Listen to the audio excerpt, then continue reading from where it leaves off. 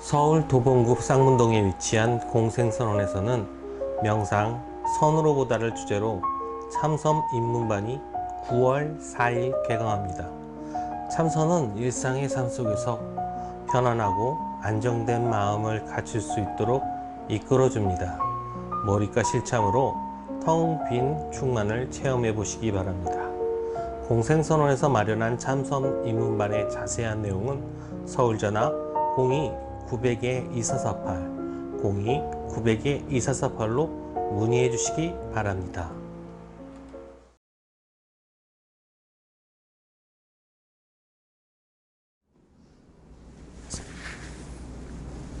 도반들에게 하심하고 공경하였는가? 최근 가까운 지인에게 기분 좋지 않은 말투로 대답을 했는데 그에 대한 반응으로 저에 대한 부정적인 많은 얘기를 들었습니다. 제 말투가 이쁘지 않은 건 이미 알고 있었지만 거기서 더 나아가 이런저런 지적과 야단을 30분 정도 들었습니다. 반박과 변명을 하고 싶은 마음도 있었지만 미안하다, 잘못했다, 고치겠다, 알려줘서 고맙다라는 말만 반복했습니다. 상대가 화가 어느 정도 누그러져 본인이 요즘 상황이 좋지 않아 예민했던 것 같다는 말로 대화를 끝내고 집에 왔습니다. 스님께 여러 번 들은 법문 중에서 상대가 악다구니를 써도 둘러보지 말고 그 자리에서 나온 소리임을 알고 그 자리에 놓으라는 말씀을 떠올리며 이쁘지 않은 말투와 좋지 않은 버릇을 고치는 기회로 삼겠다고 생각했습니다. 그런데 이에 비이어 억울한 마음이 일어났습니다. 내가 그렇게 심한 말을 들을 정도로 잘못하지는 않았는데 하는 마음과 상대가 먼저 기분 좋지 않게 계속 대화를 해서 화를 낸 것인데 나만 야단을 들은 기분에 억울했습니다. 그리고 우리 둘을 다 아는 사람에게 그 상황을 말하고 제 마음을 이해받고 싶은 마음도 있었습니다. 그러다 생각해보니 내가 놓는다고 하면서도 완전히 놓지 못하고 시시비비를 가리고 인정을 받고 싶은 마음을 계속 잡고 있었구나 하는 생각이 들었습니다. 긴 시간 동안 스님 법문을 들으면서도 내 공부하는 모양이 왜 이럴까 했는데 놓는다고 하면서도 완전히 놓지 못하고 알면서도 확실하게 실천하지 못하고 나를 죽이지 못하고 내세우는 이런 모습이 내가 공부하는 모습을 여실히 보여주는구나 하는 생각이 들었습니다. 처음에 생각한 대로 미안하고 고맙다는 생각만 가지고 그 뒤에 올라오는 억울함과 시시비비를 가리고 싶은 마음을 그 자리에 내려놓고 나를 내려놓도록 하겠습니다. 네, 아주 뒷부분에 본인이 너무 잘 알잖아요. 이게 법문들은 공덕이라. 성인들의 법문을 들으면 이렇게 되거든요. 이렇게 또 억울한 마음도 나옵니다. 그건 중생심이거든. 중생심을 제도하는 것이 뒷생각이 이렇게 본인이 벌써 알고 있다는 거. 이것만 해도 어딥니까? 이게 대단한 거거든요, 이거. 이렇게 알기가 어려워요. 그러면 이제 다시 그 자리에다 다시 놓고 감사해 하고 이렇게 회양을 잘 하십시오. 그러면 공부가 이것을 계기로 더 한 단계 깊어지게 되거든요. 그런 건 그렇게 해 나가시면 아마 스스로 알게 될 겁니다. 수고하셨습니다. 둘 아닌 도리를 되새기고자 애쓰면서 구원의 대화를 쉼없이 해나가고 있습니다. 그러면서도 나라는 생각이 불현듯 고개를 들고 일어나기를 수없이 하고 있습니다. 그럴 때면 그것도 내 속에서 나온 습인 줄 알고 자성불하며 놓아버리려 애씁니다. 그렇게 해서 편안한 마음으로 지내려 애쓰고 있습니다. 그러나 또 어떤 때는 격한 감정에 솟구치기도 하고 또 어떤 때에는 조금 안다고 이빨에 소리를 하기도 해서 어머나 생각이 들기도 합니다. 스님께서는 늘 용광구에 집어넣고 잘 지켜보라 하십니다. 그러나 순간 또 올라오는 걸 보면 습이 워낙 두텁고 과중한 까닭일까요? 아니면 마음의 힘이 약하기 때문일까요? 놓고 또 놓는다고 하면서 되나오고 되나오니 어찌해야 지극한 정성으로 공양을 올릴 수 있습니까? 네. 이것도 이제 마음이, 그러니까 보살이라는 말이 보리 쌀타 그러잖아요. 깨달은 각 유정 그러죠. 깨달은 유정 중생이다 이 소리지. 두 가지 성 다 가지고 있다는 소리거든요. 깨달은 그 아는 놓고 가는 그 마음 벌써 알고 있잖아. 그러면 각이죠. 근데 거기서 다시 계속 끝없이 다시 나오는 것은 중생심이잖아요. 유정. 그러니까 수행자라고 할 수 있겠죠. 이렇게 수행하는 겁니다. 그런 자기를 인정하세요. 그런 자기를 감사하게 생각을 하세요. 그래야 지금 걸어가고 있는 그 걸음걸음이 당당하게 되거든요. 그렇지 않으면 계속 자기를 탓하게 돼요. 아, 너는 왜 이렇게 그걸 못해? 왜 그래? 하고 야단을 치거든, 맨날. 티박을 맨날 주면은 기가 죽어요, 자기가. 그렇게 잘난 사람 앞에 나서면 그냥 기가 딱 죽는 거지, 벌써. 위축되고. 그러지 마시라는 거죠. 원래 그런 거다. 그렇게 올라오는 것, 중생힘이 올라올 때는 그걸 제도하고 놓고 가고. 그걸 벌써 놓고 갈 줄 알잖아요. 용광로에 집어넣을 줄 알고. 있다는 것도 알고 있고. 그런 자기를 아주 100배 이렇게 인정을 해 주세요. 감사해 하고 이렇게 놓고 가고, 고마워 하고 이렇게 항상 자기를 긍정하는 거죠. 그러면서 걸음걸음을 여여하게 걸어가십시오. 네.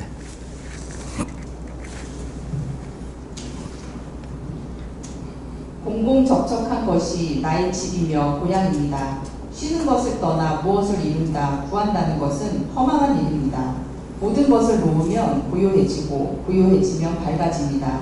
밝아지면 만상을 비출 수 있습니다. 거기서 광명이 쏟아져 나오고 세상을 보는 안목이 생기며 지혜가 솟아납니다.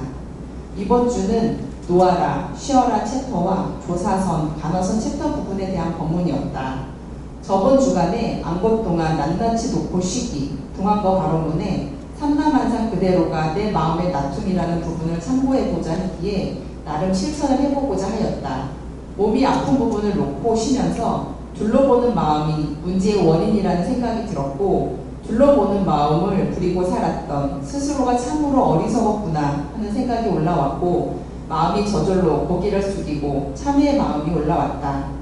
그리고 예전에 어떤 보살님이 계속 관세음 보살, 관세음 보살, 관세음 보살 이렇게 중얼중얼 연불하는 걸 본 적이 있는데, 그 모습이 떠오르면서 세상의 모습을 찰나찰나 두란하게 보고 듣고 말하고 생각하며 두란하게 관하고 생활해 나가는 것이 찰나찰나 진정으로 관세음 보살 연불을 하는 게 아닌가 하는 생각이 들고, 어리석게 둘러보는 마음을 부리며 살았던, 또 살고 있는 것을 대놓고 이제는 말이 아닌 그런 관세음 보살 연불을 하면서 살아야겠다 했고, 또 커다란 염주 돌리는 게 떠오르면서 보살님들이나 스님들이 염주를 계속 돌리는 걸 본 적이 있는데, 그 또한 순간순간 완전한 자리, 공한 자리가 찰나찰나 변하여 돌아가는 그 모습, 우리가 살아가는 그 모습 자체이구나 하는 생각이 들었고, 창을 놓고 이미 완전함을 알아 여여히 염주 돌리듯 살아가자 했다.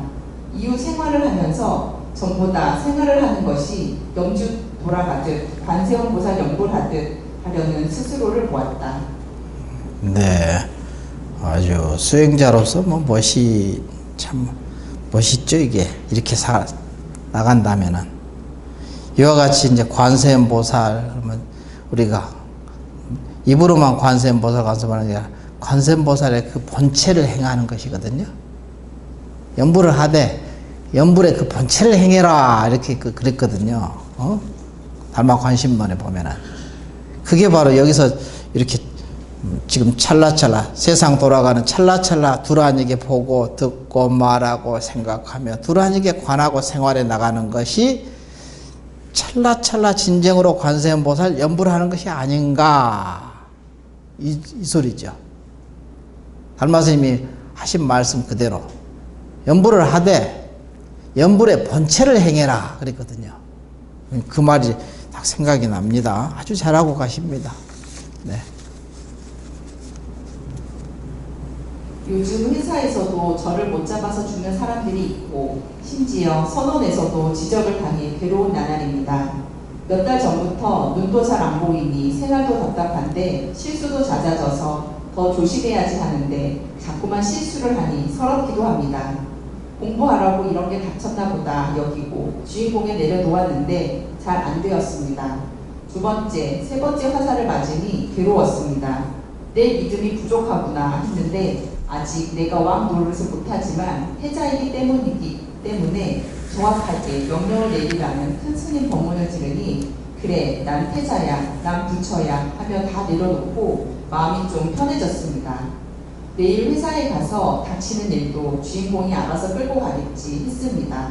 맨날 듣는 법문이지만 귀가 다를 때까지 들으라는 말씀이 정말 옳은 것 같습니다. 괴로울 때일수록 법문을 놓치지 말고 항상 들어야겠다고 다짐했습니다. 오늘도 회사에서 말 같지도 않은 똥물을 누가 던졌는데 들이받지 않고 수그렸습니다. 내 인식대로 해봤자 문제만 악화될 뿐 이런 시간을 겪어야 하는가 보다 수긍하게 되었습니다.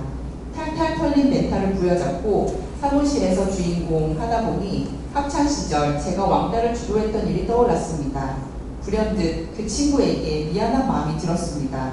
아직 이 업이 끝나지는 않았지만 계속 주인공에게 맡기고 법답게 마무리될 수 있도록 방심하지 말아야겠습니다. 이게 전생이 지금이잖아요. 그러니까 그게 이제 우리 조사어록에서 보면은 남산에 구름이 일어나니 북산에서 비가 내리더라. 그게 다 원인이 있이 결과가 이렇게 다가오는데 모습을 바꿔서 오니까 할 도리가 없죠. 근데 그게 둘이 아닌 줄을 안다는 것이 얼마나 감사한 일입니까?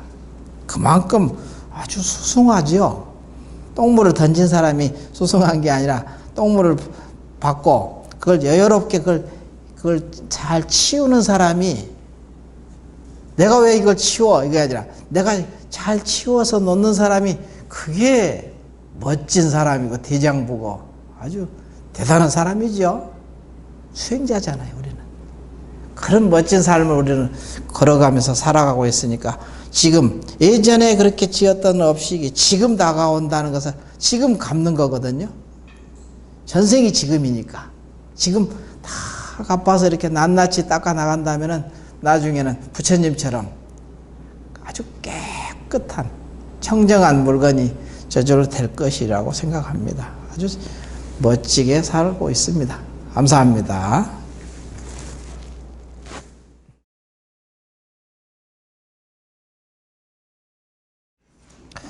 지금 이제 십정품에서 삼매 이익을 한참 하셨잖아요.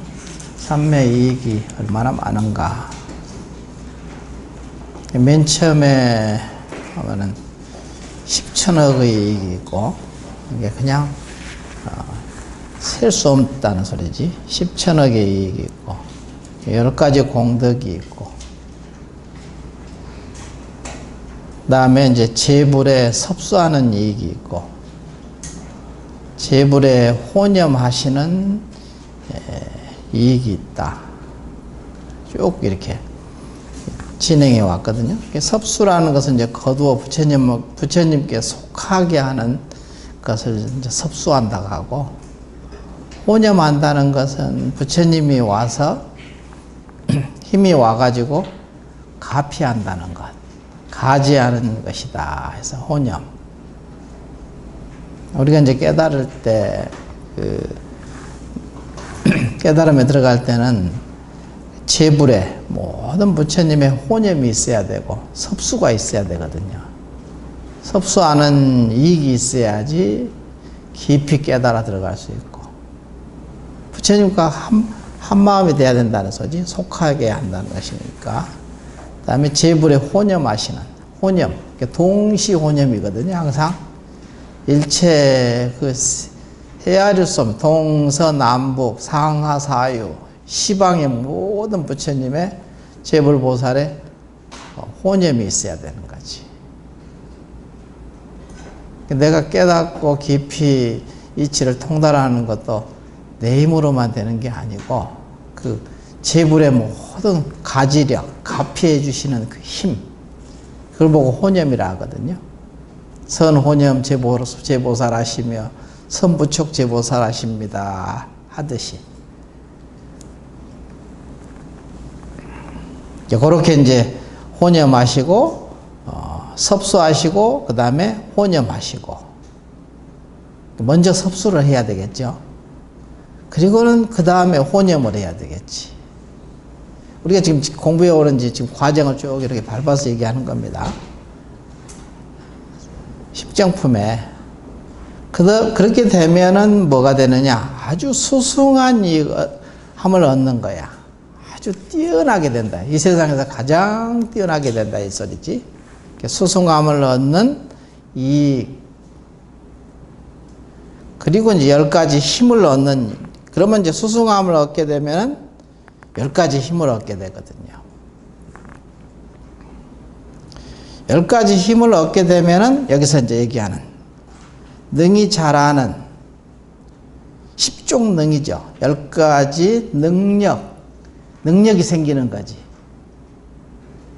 이쪽이 연결됩니다. 쭉 처음부터. 이게 이제 수행이 이제 사실은 단계 없는 단계라고 할 수도 있죠. 10종 10가지 능력이 생기는 거예요. 능이 잘하는 능력이 생기고, 그 다음에는 이제 능력이 어디까지 가느냐? 변제. 끝이 없다는 거야. 가변자에다가 세상 제자니까 끝이 없다는 거야. 근데 이게 설할 수 없을 만큼 모든 것이 끝없이 하는 거야.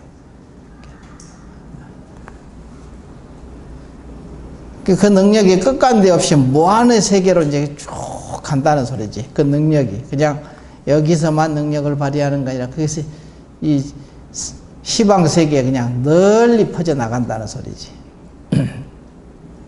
그 능력, 그래서 변제, 능력이 생기면 그 능력이 어디까지 가느냐? 변제, 끝이 없게 간다. 이런 얘기고. 그러면 이제 10가지 다 할 수 없는, 말로 다 헤아릴 수 없는 큰 이익이 있고, 그리고는 한량없는 모든 삼배를 다 아는 이익이 생긴다 해서 이제 마무리되거든요. 이게 10가지. 10가지 이익에 대해서 이제 쭉 이렇게 해왔는데, 오늘은 이제 능력. 힘이 있었으니까 그 능력이 있을 거 아니야. 10가지. 심력이 있으니까, 얻었으니까, 10가지 힘을 얻었으니까, 그만한 능력을 발휘해야 되겠지. 능력이 있다. 이런 얘기입니다. 불자의 보살 마살이 이와 같이선 한량없는 공덕을 능히 내고, 공덕을 능생, 능히 항상 낼 줄 알아야 되겠지. 가지고만 있는 게 아니라 능생. 그 다음에 능히 성취하고, 능히 성취할 수 있어야 되는 거지. 성취하게 돼요. 내고 성취하고, 그리고 그것을 원만하게, 둥글고 만족하게 다 같이 원만하게 성취를 해야 되겠죠. 성취를 하더라도 그냥 성취하는 아니라 원만하게 성취를 해야 되겠죠. 그러니까 능이, 그 다음에 조명하며, 조명. 밝게 비춘다. 이 소리지. 능이 밝게 비추고, 그리고 능이 구족하고, 그리고 능이 두루 구족하고. 이게 한 군데만 구족한 게 아니라 그냥 일체 그냥 두루 구족한 거야. 구족하게 갖추고. 그리고 능이 광대하고, 그리고 능이 경고하고, 능이 정장하고, 능이 청정이 다스리고, 능이 두루 청정이 다스리느니라. 여기까지가 능력이거든요. 능력을 어떻게, 능력 발휘를 하는 거죠. 요렇게 해야 된다. 그 다음에 이제 10가지 변제. 그 능력이 어디까지 가느냐? 끝간데 없이 간다 이 소리지. 끝이 없다는 거야. 변제. 그래서 이 보살의 공덕의 변제와 그 다음에 지혜의 변제와, 그러니까 공덕의 변제가 마지막에 저기 능히 설할 리가 없느니라. 그 공덕의 끝이 이미 설할 수 없을 정도로 그렇다. 마지막에 결론이 항상 있거든. 무능설자니라 해서 마지막에 이게 결론이니까. 그러니까 여기서 보면 공덕의 변제와 끝간데 없는 것과 그 다음에 지혜의 변제와 수행의 변제와 법문의 변제와 자제의 변제와 고행의 변제와 성취의 변제와 청정의 변제와 출리 벗어나는 것의 변제 끝이 없다 이거지. 그 다음에 법자제의 변제를 능히 설할 리가 없느니라. 이렇게 끝간데가 없느니라. 한계가 없다 이게 한계가.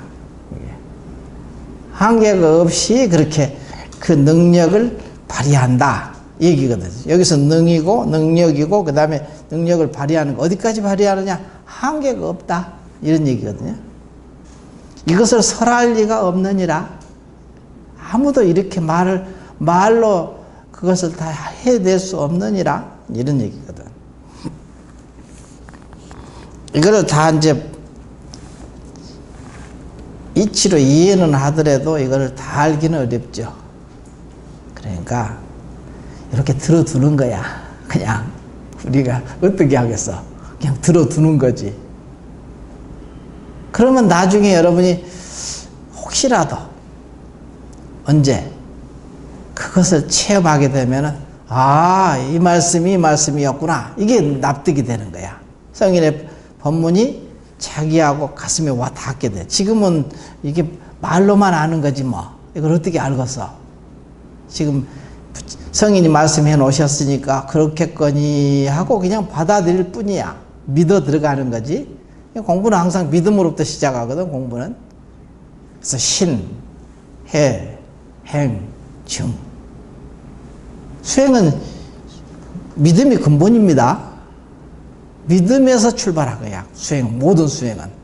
이렇게 믿어 들어가면은 지금은 사실은 여러분이 들어서 견성하는 자리에 들어있어, 지금. 들어서. 성문은 소리를 들어서 견성하고, 지금 소리를 들어서 여러분이 이거 믿어서 받아들이면 견성하는 거야. 그럼 나중에 눈으로 견성하게 되는 거야. 보살은 눈으로 견성한다. 그럼 마조록에 나오죠. 마조록에 보면 그 말씀이 역력히 나오거든. 그 말이 아주 좋아. 참 좋은 말씀이야. 아주 그냥 내가 이제 그런 말 잘 안 쓰지만 아주 신박하다. 그래요. 아주. 참으로 그 말이 참 적확한 말 같아. 뻔히 아는데 그렇게 정리를 해 놓으신 거야. 마조 스님께서. 이 말에 대해서 다 알기 어렵잖아. 다 안다는 게 뭐다. 이게 하나도 알기 어려워, 사실은.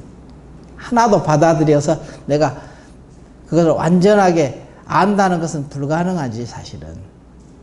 근데 이것을 그냥 처음에는 어떻게 하라고? 믿어서 견성하는 거야. 소리를 듣고 견성한다는 것은 믿어서 그냥 딱 받아들인다는 소리거든.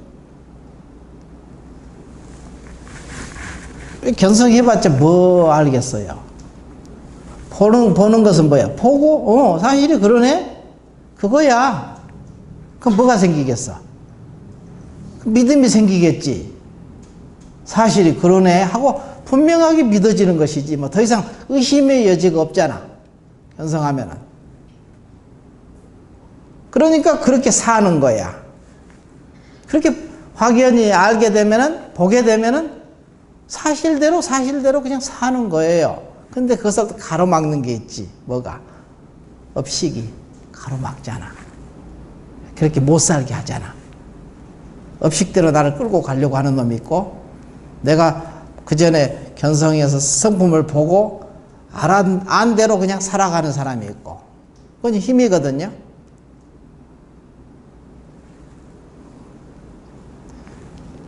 그러니까 여기서도 마찬가지예요. 지금 요걸 다 알기가 어려워. 공덕의 변제와 여기서 능력을 얘기했잖아요. 가지가지 능력.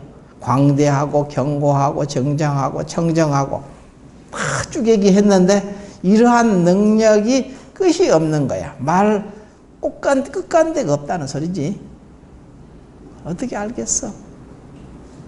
그렇지만 그걸 참으로 믿어지면 돼. 옛날에 어떤 이제 스님이 그랬대. 제자들하고 이렇게 앉아서 텔레비를 보는데 텔레비에서 부처님 오신 날이니까 부처님 오신 이제 성도하신 그거 태어나셔서 이제 성도한 것 있잖아요. 그 다음에 열반에 들고 쭉 그 일대기를 이렇게 그 드라마를 이렇게 같이 앉아서 보고 있는데 제자들한테 야 저게 믿어지니? 저게 믿어지니? 이제 태어난 응애하고 태어난 빨간 몸뚱이 애가 그냥 7걸음을 걸었대. 그리고 걸음마다 이렇게 연꽃이 탁 받쳐가지고 어디에도 물들지 않게 해줬다고 하는 거야. 7걸음을. 그리고 나서 천상천하 유아독존을 했다는 거야. 그게 나오잖아요, 드라마에. 그걸 같이 보면서 저게 믿어지니? 용이 9마리가 나와서 탁 물을 붙이고 그 감노수를 뿌리고 아유 저게 어떻게 믿어져요? 그러니까 너희들하고 나하고 차이가 그것이구나. 나는 저게 믿어져. 그랬대. 나는 저것이 믿어지는 거야. 그렇게 얘기를 했다고 그래. 누가 어떤 스님이. 그게 믿어져야 돼. 받아들여진다. 그러니까 공부의 모든 것은 시작은 그래서 믿음으로부터 출발하는 거야. 그게 믿어지지 않으면은 공부가 어려워지는 거지. 거기서부터 굉장히 어려운 거야. 깨닫기가 불가능해져 버려. 그러니까 이런 법문이 이게 도대체 뭔 소린지 그냥 영 남의 얘기처럼 이게 아이고 이게 뭐 이런 게 어딨어? 이렇게 안 믿어지는 사람이고 아이고 그냥 믿어지는 사람이 있는 거거든요. 믿어지고 내가 모르더라도 아이고 그냥 내가 못 봤더라도 체험을 못 했으니까 못 했더라도 그냥 성인이 말씀해 놓으셨으니까 옳겠거니 하고 믿어지는 거야. 이게 수행의 시작이라니까. 이게 태야 수행이 되는 거지. 이게 백날 읽으면 뭐 할 거야. 이게 믿어져야지 이 보람이 있는 거지. 그래야 나중에 이것을 체험하게 되거든. 이와 같은 이 삼매를 체험하게 되잖아. 안 믿어지면 체험을 못 해요. 체험이 안 되는 거지. 안 믿는데 어떻게 체험이 돼?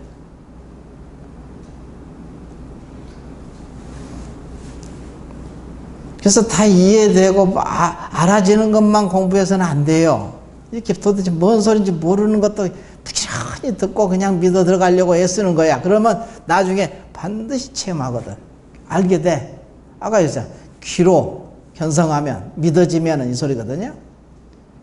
성문은 귀로 견성하고 듣고 성인의 법문을 듣고 보고 믿어지는 거야. 받아들여지는 거야. 이것을 견성한다고 표현했어. 성문이. 그러면 보살은 눈으로 견성한다 그랬거든. 눈으로 견성하는 거지. 수행을 분명하게 얘기를 했잖아. 대충 뭐 이것도 아니고 저것도 아니고 그냥 두리뭉실하니 얘기한 게 아니에요. 확연히 구분해서 얘기해 줬잖아. 근데 그렇게 여러분이 그 말씀을 안 듣고 안 받아들이잖아. 그러니까 깨닫지 못하지. 현성하기 어려운 거야. 그래서 사람이 순수해야 돼. 순수하고 아주 지극해. 직심, 그 다음에 정심, 정성성자, 성심 이런 게 필요한 거예요. 그러면 저절로 공부는 저절로 됩니다. 그렇기만 하면. 이게 결국은 자기 마음에 달린 거잖아.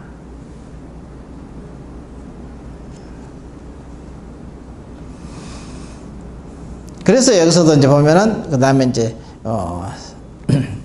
능력이 생기고 힘이 십신, 심력 10가지 힘이 생기면은 그 다음에 능력이 생기고 능력이 생기면은 변제. 그 능력이 어디까지 가느냐? 끝간데 없이 간다. 끝간데 없다는 사실을 얘기하는 거예요. 그 다음에 10가지 다 설할 수 없는 이익. 이 보살은 얻은 것과 소획득과 얻은 바, 얻은 것, 얻은 바, 바소자니까 겉소자죠. 겉소. 소획득과 획득한 것과 그 다음에 성취한 것과 그 다음에 취입한 것과 나아간 것과 앞에 나타난 것과 현전과 소현전과 경계와 있는 바 경계와 있는 바 관찰과 있는 바 정입과 정득에 들어가는 것과 여기서는 정입이라 했는데 또 신입도 있어요. 믿어 들어가는 것. 믿을 신자에다가 들어갈 입자, 신입.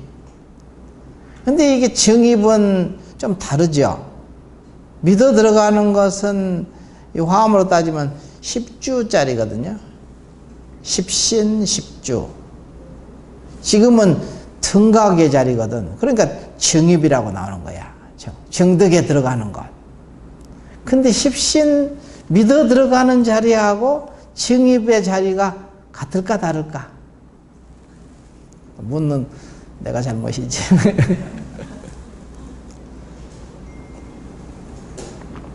둘이 아닌 거야. 그래서 신입이 곧 정입이에요. 믿어 들어가는 것이 곧 정득해 들어가는 것 자리, 그 자리하고 같은 자리야. 근데 신입은 신입이고 정입은 정입이야. 그러면서도 둘이 아니면서도 우리가 집안에서 남자는 남자 노릇하고 여자는 여자 노릇 하잖아요. 둘이 아니면서도 작용이 틀리죠. 그런 거와 같은 거야. 둘이 아니라 해서 무조건 그냥 똑같다고 할 수는 없죠. 똑같다고 하면 안 되지. 그 작용이 틀린 거지. 조금씩 작용이 틀리잖아. 그래서 정입은 정입이고 신입, 믿어 들어가는 것은 또 믿어 들어가 신입은 신입이라고 할 수 있어. 그래서 있는 바 정입과 있는 바 청정과 있는 바 분명히 암과 요지와 소유요지와 요달이 아는 것과 그 다음에 있는 바 건립인 일체 법문을 말할 수 없는 것에도 다 설할 수 없느니라. 이렇게 이익이 설할 수 없을 만큼 이렇게 이 모든 얻는 것과 정득한 것과 정입하는 것이 전부 이것을 이 일체 법문을 말할 수 없는 것에도 다 설할 수 없느니라. 이렇게. 그 다음에 이제 98쪽. 한량없는 모든 삼매를 다 아는 이 오늘 진도로 좀 나가려고 생각을 하고 있는데 맨날 못 나가니까. 불자야 보살 마살이 이 삼매에 머물면 수 없고 한량 없고 거지 없고 가틀이 없고 무수 무량 무변 무등 물 불가수 불가칭 불가사 불가량 불가설 이렇게 불가설 해놓고 그 다음에 불가설 이렇게 되어 있어요. 이것은 이제 한글로 하면은 이게 수가 없고 셀 수가 없고 그 다음에 한량 없고 무량 무수 무량 한량 없고 그 다음에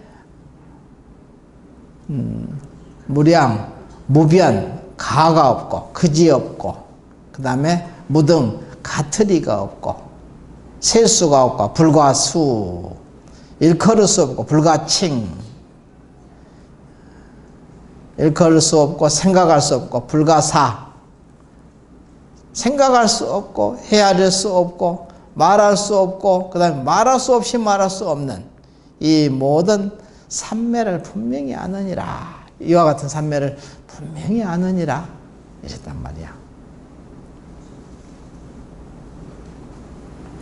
저 낱낱 삼매 근데 이거 하나하나의 삼매에 있는 바 경계가 한량없이 광대하니 경계 가운데 들어감과 일어남과 머무는 현상과 있는 바 나타남과 있는 바 행과 있는 바 평등하게 흐름과 있는 바 자기 성품과 있는 바 없앰과 제멸과 있는 바 벗어남과 출리인 이와 같은 일체를 분명하게 보지 못하는 것이 없느니라. 이게 이것을 다 보지 못하는 것이 없다. 다 본다 이 소리지. 한량없는 삼매를 다 안다 이게야. 다 보고 안다. 참 이게 꿈과 같은 얘기지 뭐. 우리들 입장에서는 이렇게 어떻게 다 보고 다 아냐 이거지. 근데 등각의 그 등각묘각 우리가 이제 등각의 지금 단계거든요. 등각에서는 이렇다 이거야. 이 들어두는 거야. 나하고 무슨 상관이야. 이건 나하고는 나의 경계가 아니야. 분상이 아니야. 이렇게 그냥 치부해버리면 안 돼요.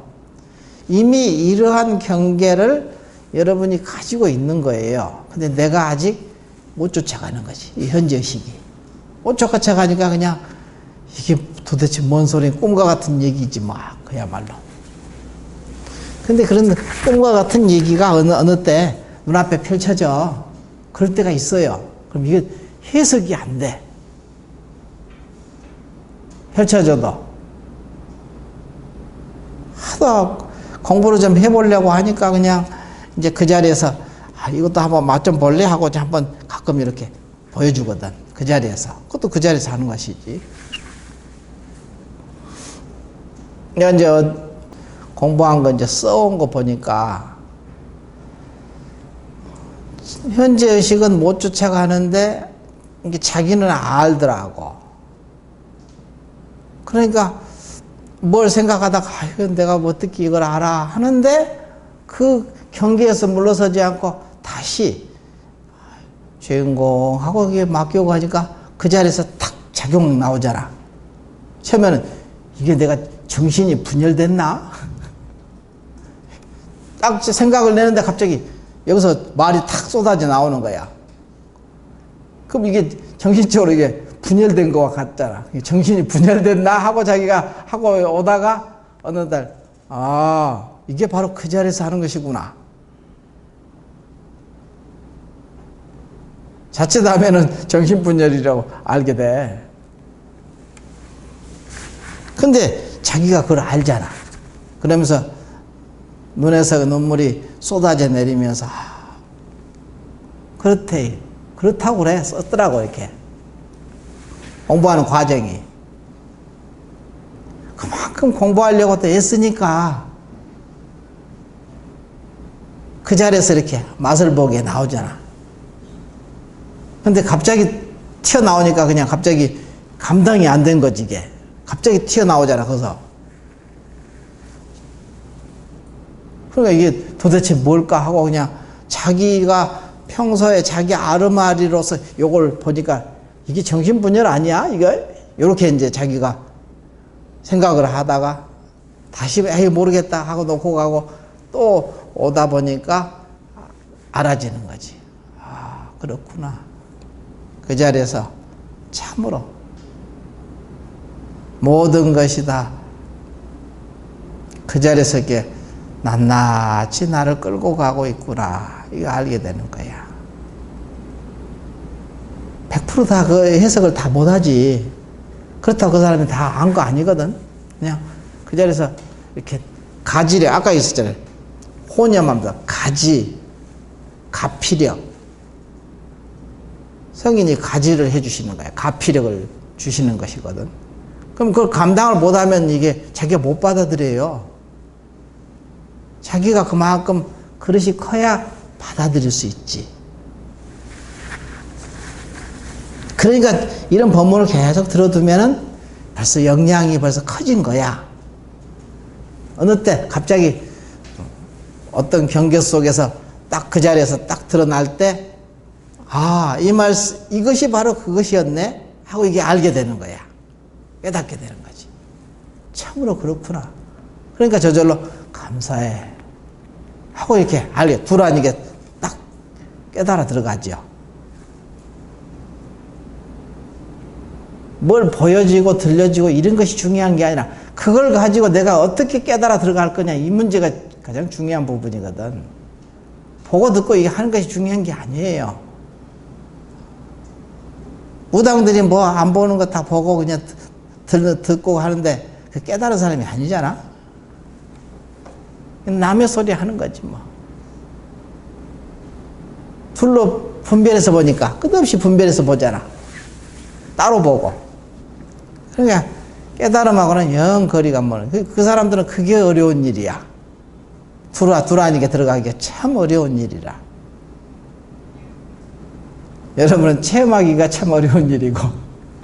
그래서 여기서 이제 이렇게 요런 도대체 말할 수가 없어요. 뭐 여기서 말할 수 없고 한량 없고 거지 없고 가틀이 없고 셀 수 없고 일컬을 수 없고 생각할 수 없고 헤아릴 수 없고 말할 수 없고 말할 수 없이 말할 수 없고는 이걸 어떻게 다 합니까?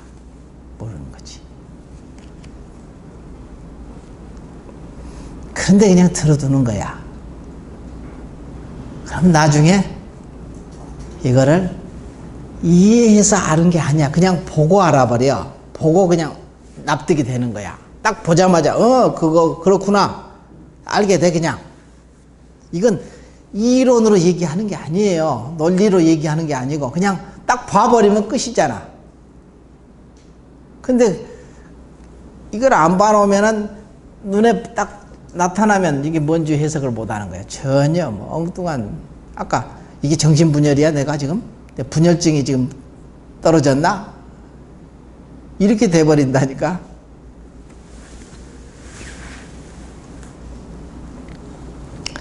그런 얘기가 있어. 그러니까 한번 알든 모르든. 근데 사실은 아는 거지 뭐. 자기 안에 부처가 있으니까. 이 법문을 누가 했냐면 자기 안에 부처가 하신 거예요. 이 법문이. 이게 딴 부처가 한 게 아니라 자기 마음 가운데 있는 부처가 이렇게 법문해 놓으신 거야. 이렇게. 근데 이걸 따로 보잖아, 맨날. 그걸 이제 생각을 해보시라는 거야. 그 다음에 이제 비유를 들다 해서 비유. 이건 비유는 진짜 이건 더 이게 좀 뭔 소리인지 모르는 말이 됐어, 비유. 근데 비유 드는 것은 사실은 비유도 훨씬 이해를 돕기 위해서 비유를 도는데 이해가 더 어렵죠. 그렇잖아. 이해를 참 잘 시키기 위해서 비유를 든 거거든, 원래. 사람은 얘기하다가 비유를 왜 들겠어요? 그 사람 더 정확하게 얘기를 해주기 위해서, 분명하게 얘기해 주기 위해서 비유를 들잖아. 근데 이 비유 한번 읽어볼까? 어떤가? 이게 이해가 됩니까? 불자여 비유하자면 마치 무열례, 열례가 없는, 열례, 아주 그냥 아주 뜨거울 열자잖아, 열. 그 다음에 뇌, 번뇌, 아주 그냥 뜨거운 번뇌의 연못이, 그러니까 뜨거운 번뇌가 없는 무니까 없는 연못이거든.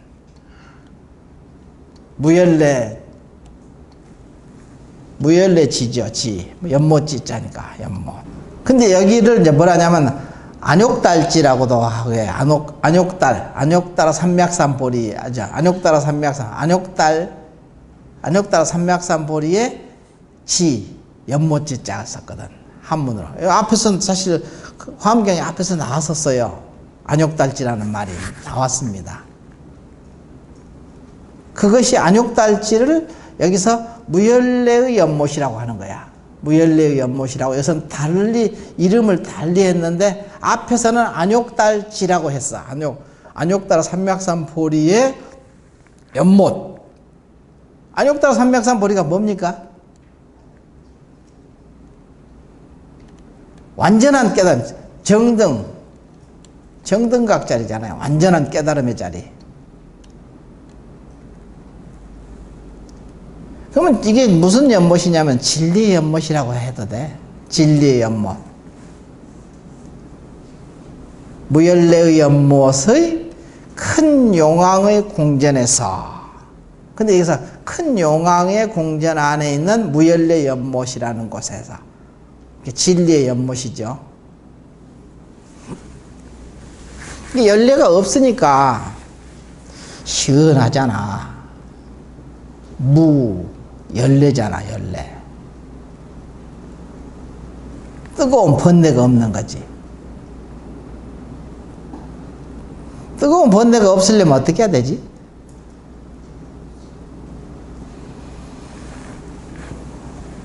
원래 뜨거운 번뇌가 없는 그 자리가 어디 있다고 그랬죠? 자기 안에. 그죠? 얘기를 맨날 들었지요. 자성자리지 뭐. 딴 데 있나?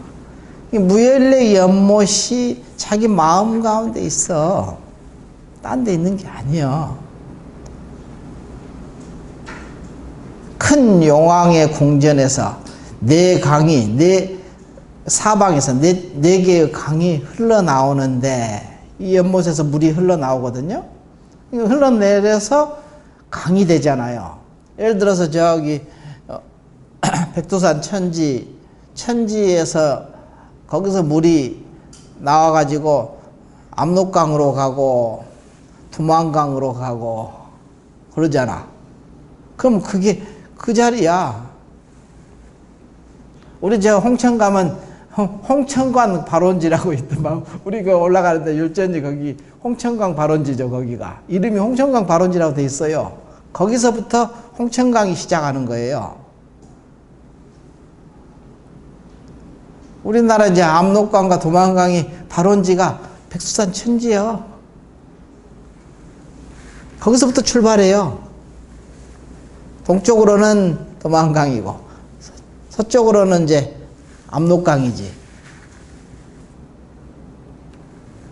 이게 표현이 그래 됐어. 근데 여기서는 네 개의 강이 흘러가는 거야. 네 군데서, 사방에서. 동서남북, 동남서북에서 이렇게 강이 있는데, 네 개의 강이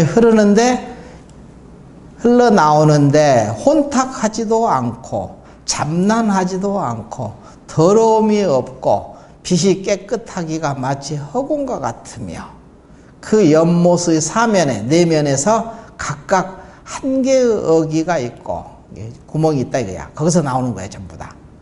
홍천강 발원지처럼 그 발원지에서 흘러내리는 거야, 한 개의 강이. 근데 한 개의 어기가 있고, 낱낱의 어기마다, 네 군데니까 낱낱이라고 해봤자 네 군데겠지 뭐. 낱낱의 어기마다 강이 하나씩 흐르는데, 강이 하나씩 흐른다고 하거든요. 흐르는데, 코끼리의 어기, 그러니까 상구 했거든요. 코끼리의 어기에서는 하나는 이제 코끼리 어기고, 하나는 사자 어기고, 하나는 소의 어기고, 하나는 말의 어기거든요. 사자와 그 다음에 소, 그 다음에 말, 이렇게 이제 어기가 있는데, 여기선 흘러내리는 강이면, 코끼리 여기서 흘러나면은 항아강이 되고, 겐지스강이 이제 코끼리 여기에서 흘러내리는 것을 겐지스강이라고 그래. 우리가 예를 들어서 이제 이렇게 따지면, 인도로 따지면은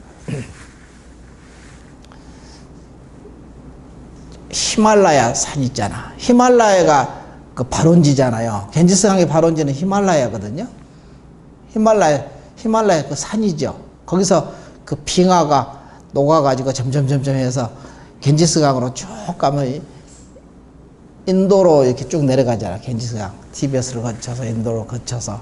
근데 거기서 또 이리 가면 이제 그 메콩강이 있고, 뭐 이게 다 이렇게 다. 겐지스강 그럼 알고 보면 어기가 무열의 연못이 어디냐면은 히말라야 산이야. 산이 무열의 연못이야. 그게. 거기는 맨날 얼어 있잖아. 그게 열이 없지 뭐. 무열래지. 근데 그렇게 표현한 거야, 지금. 코끼리 어기에서는 항하강이 흘러내리고, 사자의 어기에서는 사타강이 흘러내리고, 나오고, 소의 어기에서는 신도강이 흘러나오고, 말의 어기에서는 박추강이 흘러나오느니라. 이렇게. 왜 네개라고 했을까? 이것도 한번 생각해 보라는 거야. 4개. 뒤에 보면 좀 그래도 많이 나와요. 보면 뒤에 이렇게 나중에 보면은 이렇게 대충 또 여러 가지 얘기가 나와요. 이런 게 있다 이거지. 이게 지금 비유로 든 겁니다. 이 앞에 이렇게 앞에 쭉 10가지 삼매 이익을 쭉 써놓고 나중에 비유를 들다 그랬거든요. 생뚱맞은 얘기 같죠? 좀 생뚱맞은 얘기가 아니라고 하는 거야. 그럼 비유를 듣다고 얘기 안 하겠죠. 그 다음에 이제 읽어봅시다. 내가 설명해봤자 뭐 더 복잡해지니까. 그 무열의 연못에, 무열지죠, 무열지. 무열뇌 연못에서 둘레가 얼마나 크냐 이거야. 50유순이다. 50유순이, 1유순이 어느 정도는 있을 거야 아마. 50유순인데 이걸 가지고 이제 딱 키로수로 재가지고 이렇게 설명하는 사람도 있긴 있는데 1유순이 얼마나 되고 그 다음에 곱하기 50유순 이렇게 하면 되는데 그게 맞는 소리는 아니야. 온갖 보배의 아름다운 모래가 그 바닥에 깔리고 무열의 연못 둘레는 크기가 50유순인데 온갖 보배의 아름다운 모래가 그 바닥에 깔리고 있다 이거야. 깔리고 갖가지 만이로 꿈이었으며 한량없는 묘한 보배로 그 언덕을 장엄하고 전단향을 그 가운데 흩었으며 얼마나 향기로울 거냐. 전단향을 쫙 붙어놨으니까 흩었으며 청년화와 홍년화와 황년화와 백년화와 이게 이제 청년화는 여기서 이제 우담바라화를 청년화라고 그러거든. 우담바라화. 여기서 한번 우담바라화와 파두마화와 그 다음에 구물다화와 분타리화와 여기서 청년화, 홍년화, 황년화, 백년화라고 그러거든. 이게 청년화는 푸른 연꽃, 홍년화는 붉은 연꽃, 황년화는 누런 연꽃, 백년화는 하얀 연꽃이잖아. 분타리화.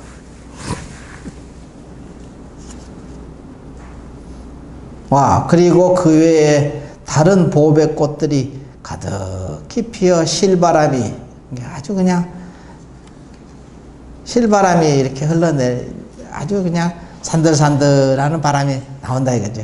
불적마다 향기가 멀리 풍기고 꽃숲과 보배나무가 두루두루 둘러섰으며 해가 뜰 때는 널리 다 밝게 비치어 연못 속과 강 밖의 온갖 사물들이 빛과 그림자가 한데 닿아서 광명구물을 이루느니라.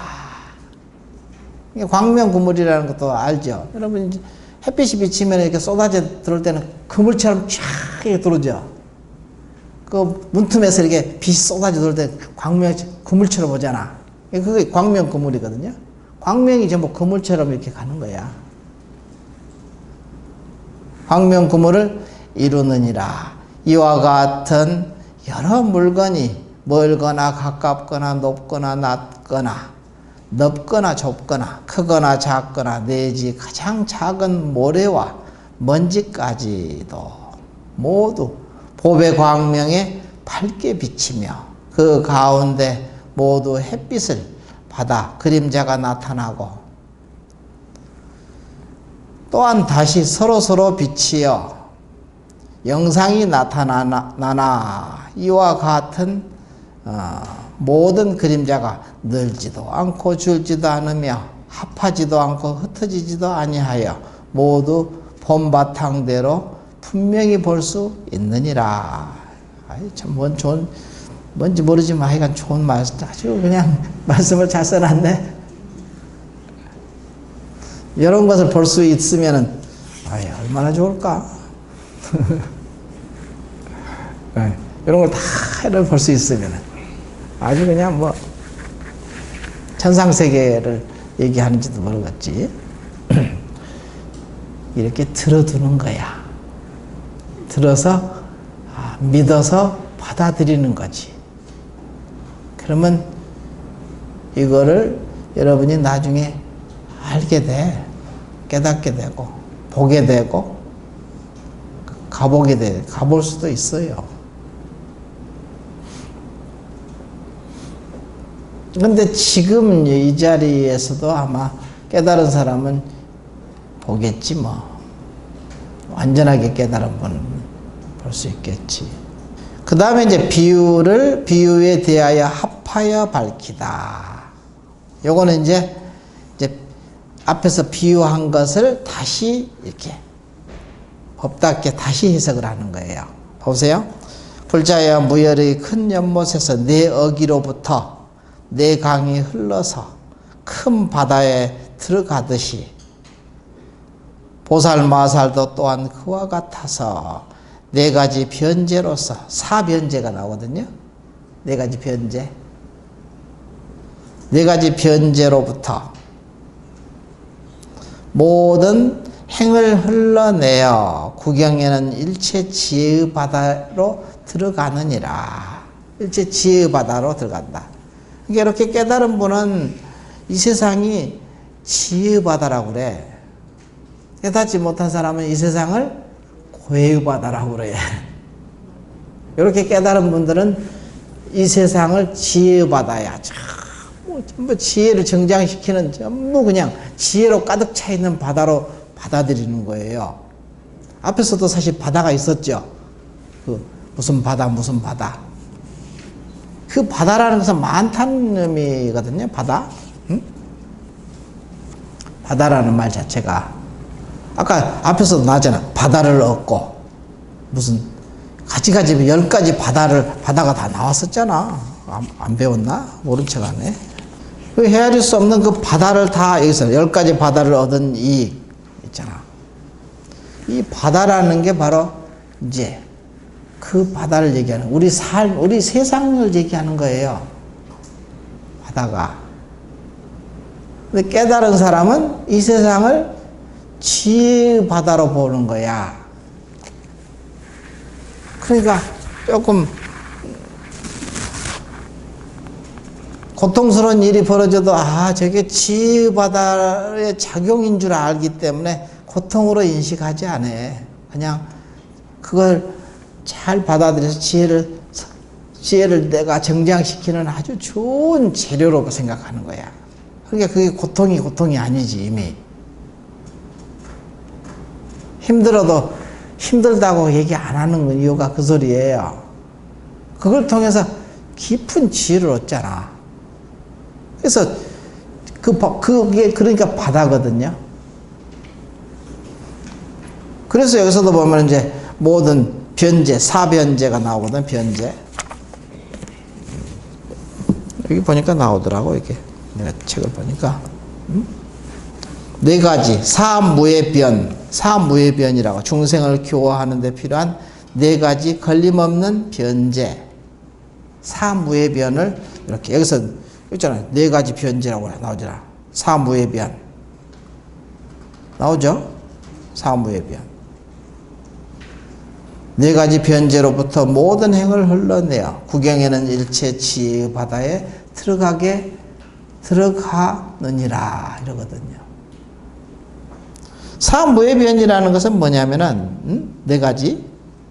첫째는 법무에, 법에 걸림없는 법무에. 그 다음에 둘째는 의무에, 교법에 통달한 것을 얘기하는 거예요. 부처님 법문에 통달하고.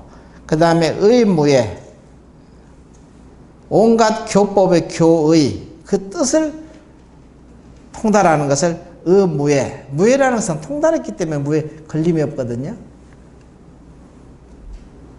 그래서 걸림이 없기 때문에 자유스럽거든. 그러니까 그게 또 지혜가 되고, 이게 여유롭게 놓게 되고, 그러니까 고가 이미 고가 아니야. 그거는 이미 고가 이미 고라고 이름 붙일 수가 없어. 고가 본래 없는 거야. 지혜만 있는 거지, 지혜만.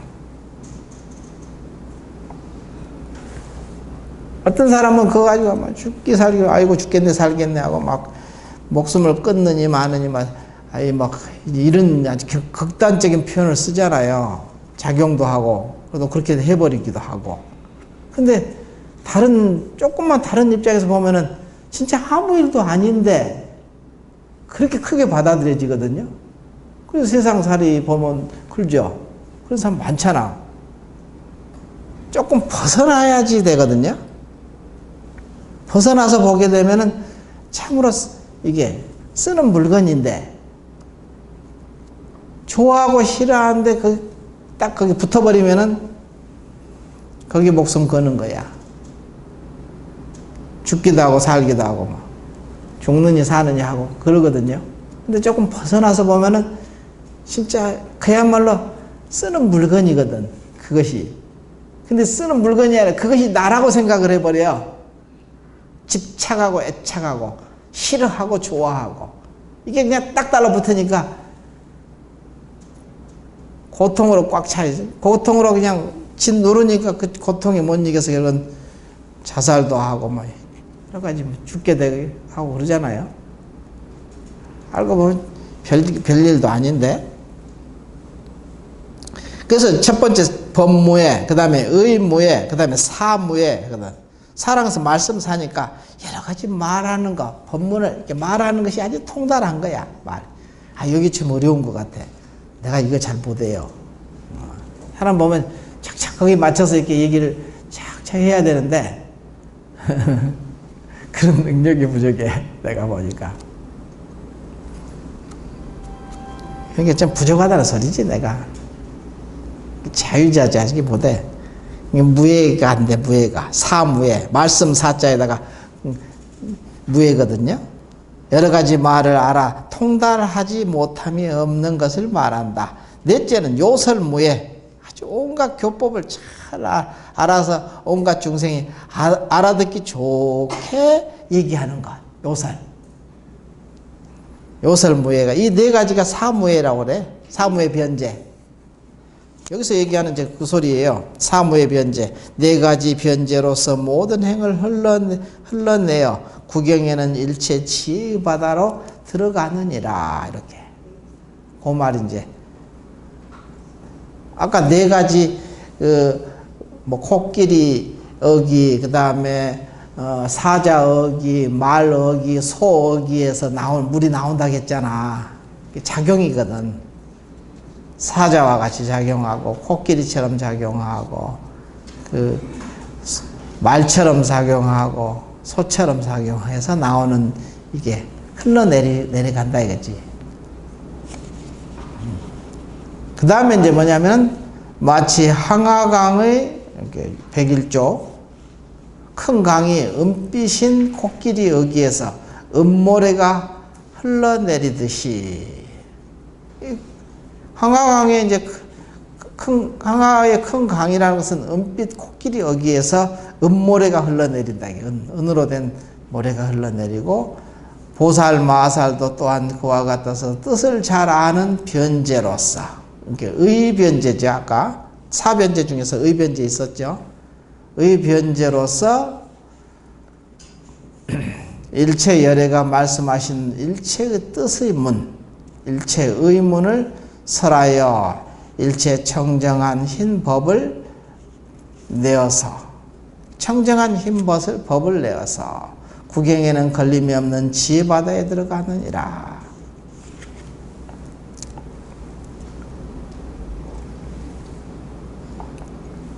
그 다음에 두 번째는 사타강, 사타의 큰 강에서 금강빛의 사자 어기에서, 사자어기에서 사타강이 나온다겠죠. 흘러내린다고 그러잖아요. 사타의 큰 강이 금강빛, 여기서 금강, 다이아몬드지. 금강이니까. 다이아몬드 어기에 모래가 흘러내리듯이. 보살마살도 그와 같아서 법을 잘 아는 변제, 법변제. 아까 법변제 있었죠. 사변제 중에서 법무예지, 그 다음에 의무예지 하듯이 법변제를 또 일체 중생을 위하여 부처님의 금강 글귀를 말하여 금강의 지혜를 끌어내어 구경에는 걸림없는 지혜바다에 들어가게 가느니라 하고, 그 다음에는 이제 신도 큰 강에서, 신도강이라는 곳에서 황금빛 소어기에서, 황금빛인 소어기에서 금모래를 흘러내리다. 여기서는 금모래가 나오고, 코끼리는 은모래가 나오네. 금이 더 비싼데. 근데 은이 하얀 은모래가 나온다 이거야. 근데 여기서는 소어기에서 금모래를 흘러내리듯이 보살마살도 그와 같아서 훈고에 능한 변제로. 훈고라는 것은 뭐냐면 깨우치는 말을 훈고라고 그래. 훈고. 말씀 고자에다가 깨우칠 고자. 훈고에 능한 변제로 세간의 인연으로 일어나는 방편을 따라 중생을 깨닫게 하고 환희케 하며 조복시키고 성숙케 하여 구경에는 인연으로 일어나는 방편바다에 들어가게 하느니라. 그리고 이제 또 그다음 마지막에 박추 큰 강의에서 유리빛인 말어기에서 유리모래를 흘러내요. 옛날엔 유리가 이렇게 아주 보배 중에 하나였거든, 유리가. 지금은 유리가 흔하죠. 옛날엔 유리가 그렇게 귀한 것이었어. 그러니까 예전에 고분 같은데 보면 유리 이렇게 된 병 같은 게 이렇게 들어있거든요. 보배니까. 옛날에는 이제 그게 의미가 달랐지. 지금 유리, 이게 보배님 7보 중에 하나예요, 전부 다. 은, 그 다음에 금강, 다이아몬드. 여기서 제일 비싼 것은 다이아몬드네. 지금 우리 기준에서 보면은. 근데 여기는 그런 것으로 얘기한 게 아니라 은모래와 금강모래와 금모래와 유리모래. 이게 지금 7보 중에 아주 귀중한 보배 중을 얘기한 거야. 은모래를, 유리모래를 흘러내리듯이 보살마살도 그와 같아서 다음이 없는 변제로 백천억 나유타 말할 수 없는 법비를 내려 듣는 이로 하여금 윤택케 하며 구경에는 모든 부처님 법의 바다에 들어가게 하느니라. 이렇게 해서 오늘은 그냥 이렇게 읽기만 했네. 설명할 것이 별로, 나도 잘 모르니까 내가 어떻게 설명해. 같이 읽어보고 같이 이것을 참고해봐라 이 소리야. 여러분이 참고해보고 왜 이렇게 말씀하신 비유를 들으셨나, 비유를 법답게 또 어떻게 이렇게 해석을 하셨나, 이걸 보시라는 거야. 그래야 자기 마음 가운데서 지혜가 나오거든.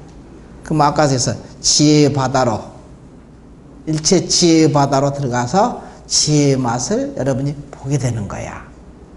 내가 대신해 줄 수 있는 게 아니야. 자기가 해야 돼. 이거는 모든 것이 다 알아서 자기가 하는 거지, 알고 보면. 그래서 여기서 보면 지혜의 바다에, 걸림없는 지혜의 바다에 들어가느니라 그러잖아요. 지혜의 바다에 들어가야 지혜의 맛을 보지. 그럼 누가 대신해 줄 수 있는 부분은 아니거든.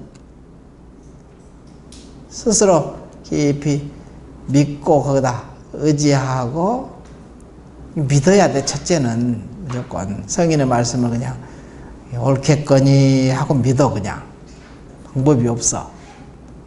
믿고 자기 자성을 믿는 거예요. 그러면 이런 법문이 무슨 뜻인지 아주 그저 쥐꼬리만큼이라도 여러분이 알게 돼. 여러분, 아, 그렇구나 하고 이렇게 실감이 나야 되거든. 그게 공부하는 방법이거든요. 잠깐 쉬었다 합시다.